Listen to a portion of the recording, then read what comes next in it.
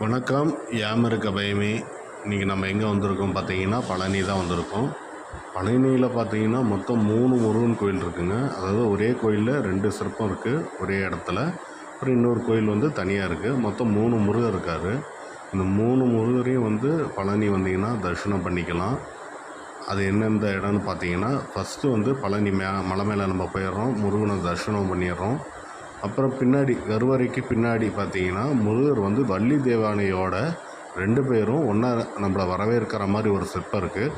அது வந்து பார்த்திங்கன்னா, இந்த 100 ரூபா டோக்கன் இப்போ அலோவ் பண்ணுறாங்க இல்லைங்களா, அவங்கள மட்டும்தான் பின்னாடி அலோவ் பண்ணுறாங்க.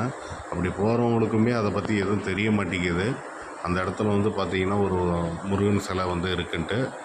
அப்புறம் அந்த கோயில் கர்ப்பகிரகத்தை சுற்றி வெளி சுவற்றில் வந்து பார்த்திங்கன்னா நாரதர், சேரராஜர், அப்புறம் பைரவர், இவரெல்லாம் வந்து பைரவர்லாம் வந்து ரொம்ப அரிய சிற்பமாக இருக்காங்க பார்க்குறப்ப.